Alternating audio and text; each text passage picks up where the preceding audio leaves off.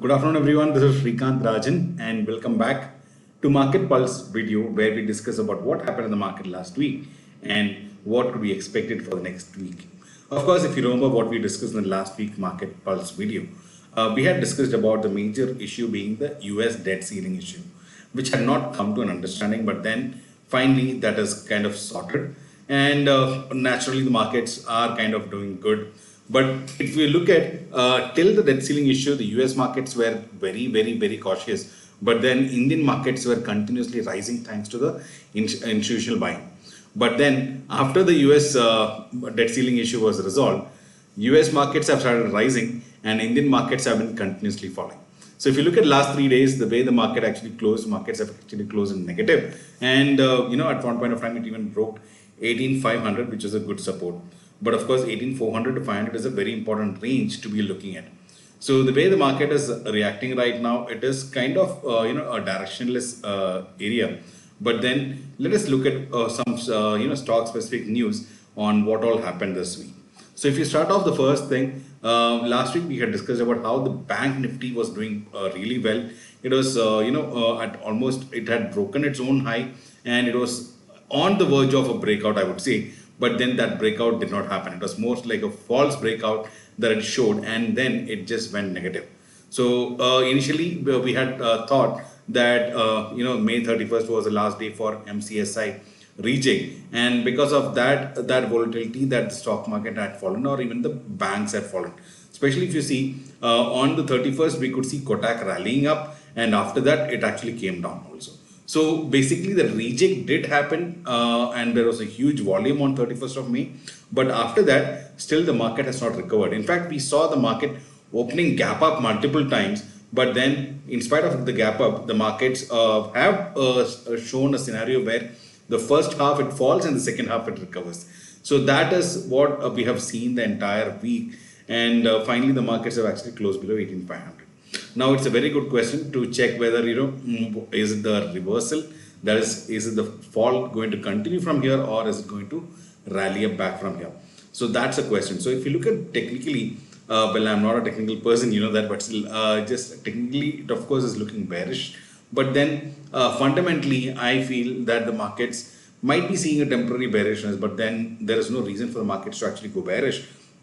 Probably there could be some caution because RBI monetary policy is coming up.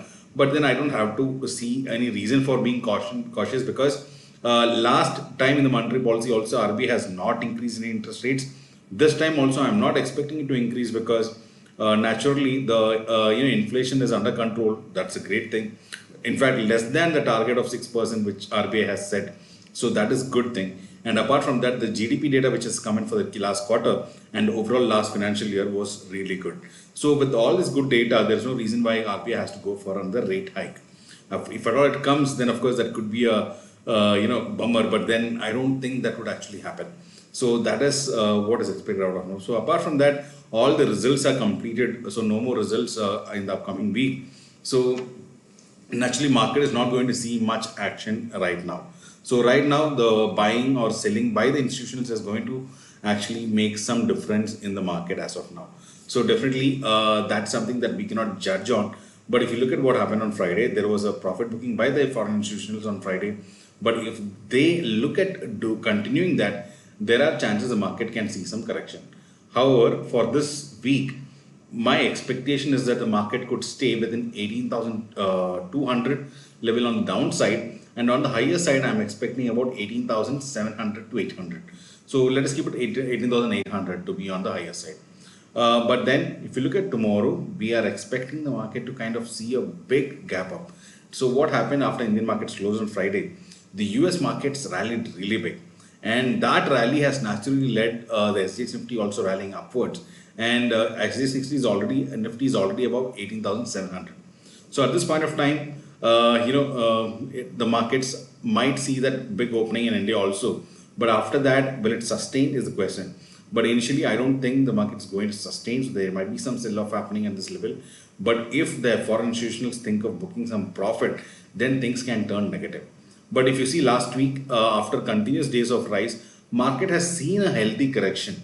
So now there is no reason for the market to be actually falling below 18,400. So if at all it falls, that's something that we cannot, we can probably take market to be bearish for a slightly higher term. In the term sense, maybe for a few weeks. But then if 18,400 is not broken on the lower side, there are high chances the market could take a support around this range and move higher. So if we move higher, 18,900, 18,800, 18,800 to 18,900 range is a good resistance zone. So which I am expecting the market to kind of consolidate between this range, unless institutional go on a big buying spree. So unless that happens, I am expecting the market to kind of be a little range bound in this area with some consolidation. Of course, volatility is part of the game, so that would continue as of now. So like I said, 18,200 on the lower side, 18,800 on the higher side is my expectation for this week's close. But of course, I am more confident on the downside than the upside, because if some big buying comes, there are high chances 18,800 could be broken, but 18,200 to 300 is something which I feel can be a very important support for now. So coming to some stock specific news, we could see last week again ITC was turning ex dividend, and even after that the ITC has actually only rallied up. So that was good. We could see some profit booking kicking in, but then IT stocks have tried to recover last week. And apart from that, Coal India was in news, because Coal India, government of India is actually trying to offload about 3% of its stake in Coal India through a public offering. So that's also already oversubscribed. So with that, looks like Coal India's temporary fall was also kind of arrested, and looks like Coal India is also going to get back to track. It's already in profit in our portfolio. Apart from that, if you look at HDFC Life had a block deal, though block deal was expected to bring the price down, but instead it went up, and HDFC Life has been decently doing and decently recovering well in the past few weeks. And apart from that, steel stocks were in news because steel demand is expected to grow as per a survey, as per a research report, which says that steel demand could go up. So naturally, all stocks like Tata Steel, Hindalco, NMDC of course is looking technically kind of strong. So NMDC also, and NMDC Steel is also amazingly doing well. Almost it's close to its 52-week high, a brand new record there also. So overall, this is how the market is looking like. So right now, banking sector is something that needs to be focusing on, because it had a false breakout. Will it break down from here, or will it take a support, consolidate and rally back from here? That's a big question. Similarly, the next important sector that can actually support at this point of time is the IT sector, which also, if can support the market, can take things to an amazing level. So expectation is that IT sector and banking sector can kind of be the leaders to take the market up this time. And if that happens, that would be a great thing. Maybe we might see a new all-time high in Nifty as well. So these are the expectations for now. Today we are having the market pulse a little early, because we are because I'm occupied with something else. So our regular time is actually 7 p.m. So today doing it a little early because of some engagement on the personal front. But I'm sure if you come at 7 o'clock, the video is of course there for you to have an update about the market.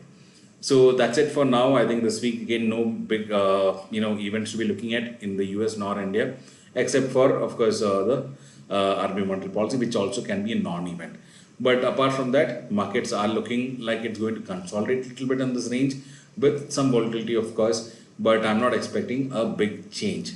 A big change in the sense, not a big breakdown, not a big breakout at this point of time.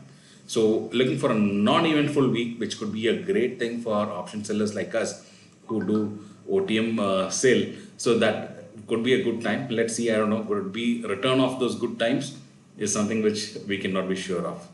So that's it for now. If you have any question, we can be answering that, of course. So we have a question from Yuvraj. Yuvraj, it's better that you put it in the comment section, so that probably if I miss your question in the live chat, you can always put it in the comment section. I would be answering that in the next podcast. However, since I've seen that, okay, let me help you with that. So what's a debt mutual fund? Debt mutual fund, debt itself means it is an investment into bond. Now there are different bonds available in the market. So that could be a corporate bond, which is bonds of private companies or corporate companies, and there are government bonds, which is of course owned by the government. So any of these investments which is managed by a fund manager is called a mutual fund with debt. That is debt mutual fund. So debt mutual fund generally gives a return of anything between 3 to 7-8%. and generally it is not linked to the equity market or the stock market. Hence, they don't come down or go up along with the market. So these are generally considered to be more safer mutual funds, which don't give great returns, but of course is a giving another vehicle where you can park your fund for a decent return. So this is what is the benefit. In fact, if you look at it's similar to FD, but then returns might be also similar to FD.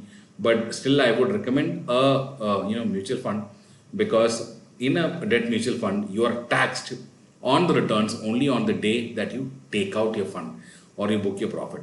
Whereas in an FD, you are taxed every year in spite of you exiting FD or not. So which means the consecutive years as you go will not see the compounding effect, right? Because you're paid already. If you're on a 30% bracket of income tax, imagine you're getting a 6%, 7% return, so 3% gone out of it. So what do you get? About 5-6%. So on the 5-6%, you will get the compound next year. But then if you look at a debt mutual fund, since we are taxed only at the time of exit, the benefit is all the interest accrued will also be compounded every year till you exit. So I hope that makes it simple to understand. Otherwise, of course, we are working on some educational videos on these aspects which can help you learn things in an easy manner. So do comment below if you understood it, if you enjoyed it. Of course, we want to ensure that people get more financially educated and grow financially with us. So that's it for now. This is Srikanth Rajan signing off until we catch up on the next video podcast tomorrow. Goodbye. Have a great week ahead.